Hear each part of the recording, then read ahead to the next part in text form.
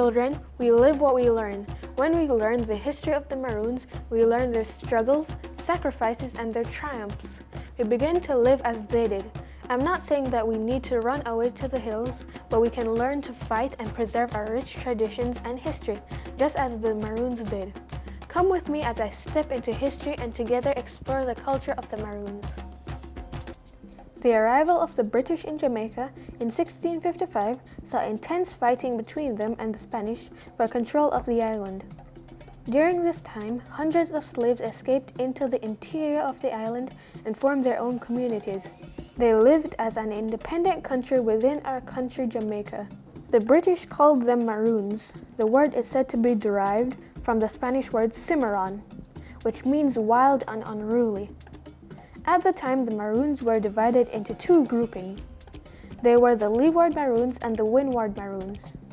The Windward Maroons included Moore and Charlestown in Portland, Scots Hall in St. Mary, and Nannytown in St. Thomas. The Leeward Maroons included locations in Trelawney Town in St. James and Akongpung in St. Elizabeth. They conducted raids on the plantations while simultaneously freeing slaves. The Maroons say it was under the Kinda, or one family tree, that Colonel Cudjoe assembled the Ashanti, Coromantee, and Congo tribes to plan attacks against the British. Unable to defeat them, the British signed treaties. The first Maroon Treaty was signed by the Leeward Maroon leader, Cudjoe, on the 1st of March 1739. A second treaty was signed by the Windward Maroon leader, Quao, on the 23rd of December 1739. A year later, a treaty was signed by Nane. She is described as the most celebrated leader of the Moortown Maroons.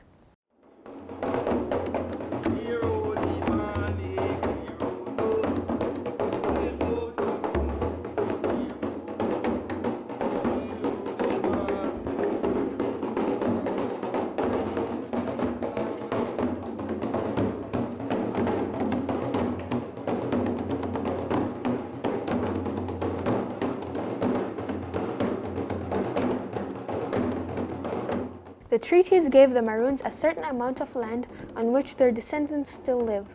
The Maroon communities operate as a country within a country. They have their own laws and their own leaders who are referred to as colonels. Akongpung's right or condition of self-government was affirmed by the government of Jamaica when the island gained independence in 1962. The history and cultural traditions of Jamaica's Maroons are predominantly African-based. These traditions are accurately preserved and transmitted from one generation to another due to strong oral traditions. The Maroon oral storytelling tradition goes back hundreds of generations. Oral tradition is not limited to words. It includes chants, the beating of the gumbe, and other drums and reenactments, such as the wearing of foliage as garlands to symbolize how their ancestors camouflaged themselves to defeat the British.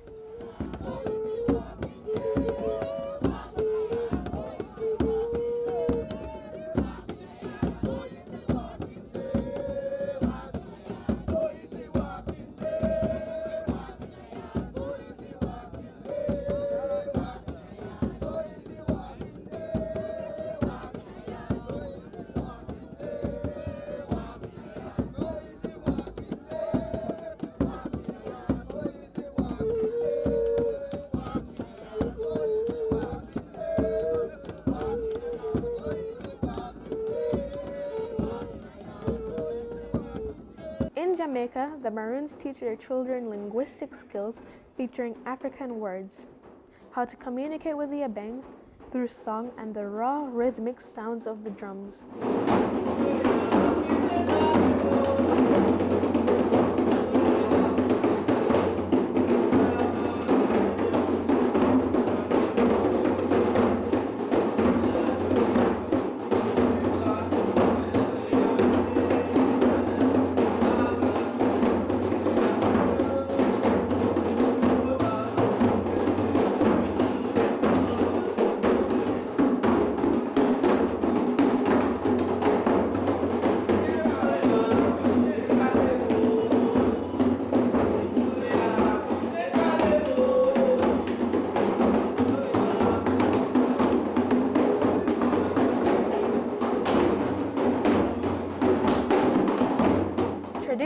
cultural awareness is said to help us develop a positive sense of identity, self-esteem, and belonging. According to experts, this sense of belonging forms the foundation for emotionally balanced children. The traditional songs of the Maroons' ancestors, as well as the dances and drumming being taught to the younger generation, allows them to tap into a better sense of self.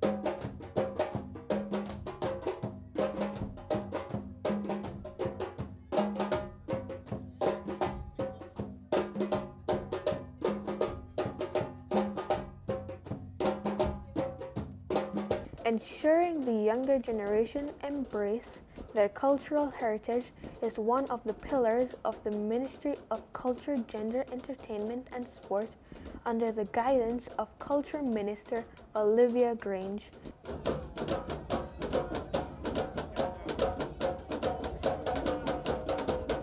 During the Akongpong Maroon celebrations in January 2020, she joined the dancers whose age spanned 3 generations.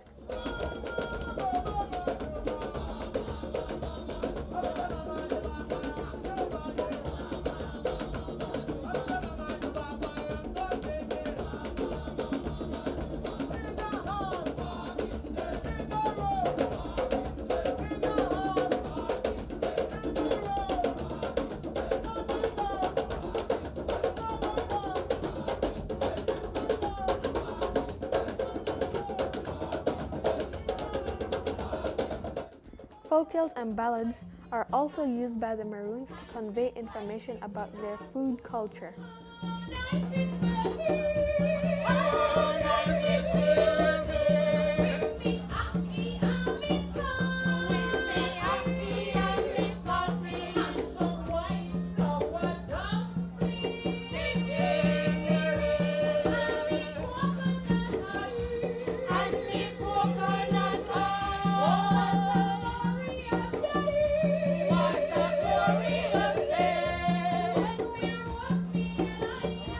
When we're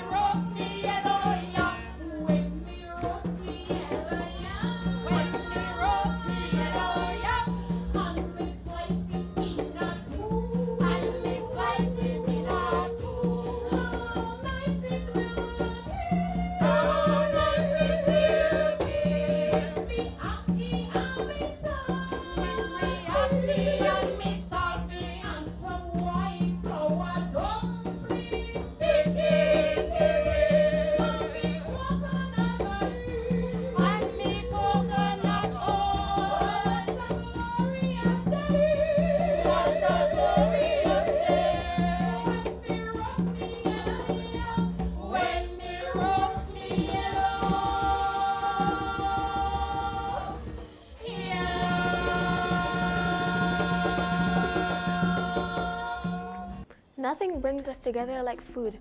From the plate to the palate, all cultures form their own culinary traditions.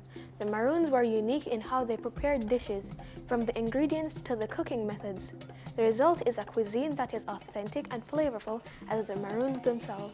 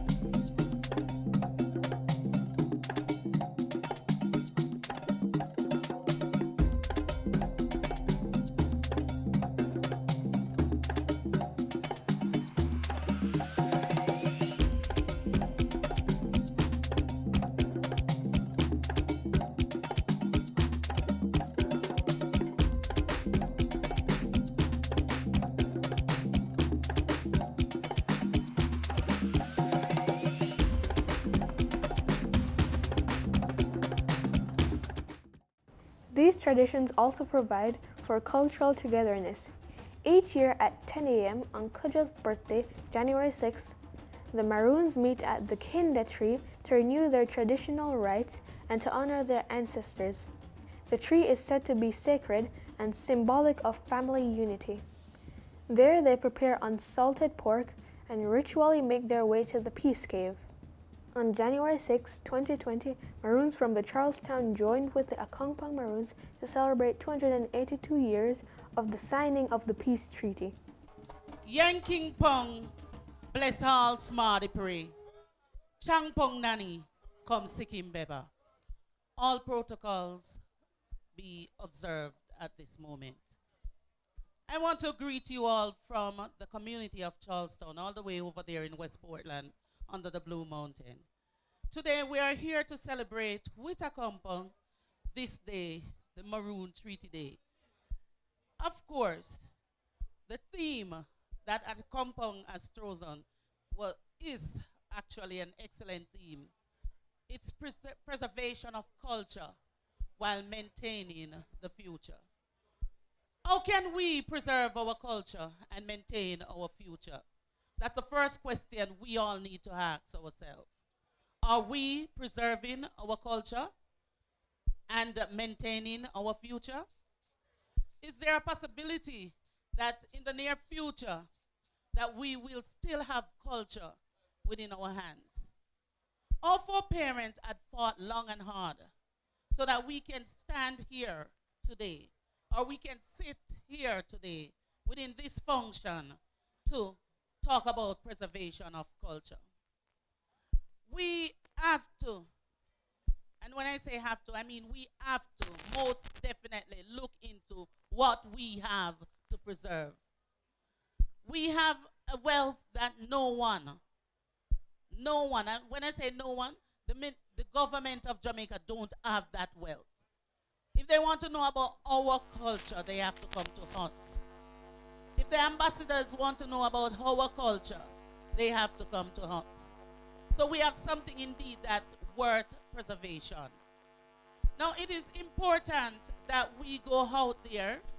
We do not only just talk that we are a Maroon and that we are in a Maroon community, but we talk about what our foreparents had fought for. Why is it important for us to preserve and protect and to take care of so that we can pass it on? That's maintaining. We are going to actually show you some of what our preservation is through dance, songs, and drumming. Medasi. Medasi.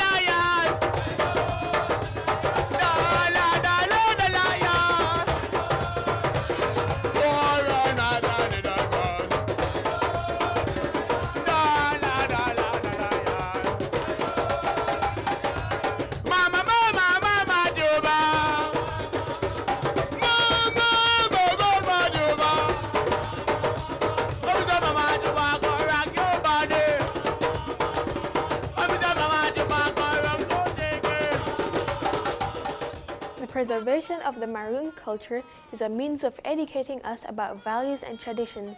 It also provides some amount of accuracy and clarity about the history of our island home Jamaica. As we move into the digital age, we need to carry our great history with us into the brave new world. The Maroons are a significant part of our past. They are symbols of self-reliance, determination, and freedom. They are our ancestors and they created a path for our independence. But just as the Maroons shaped the past, it falls to us as Generation Next to ensure that we shape the present. We can't have a bright future if we don't have the past. To preserve the vital history of the Maroons is to preserve a much-needed link to our ancestors.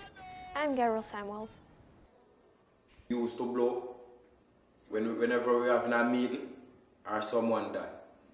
Yeah, we blow it like this.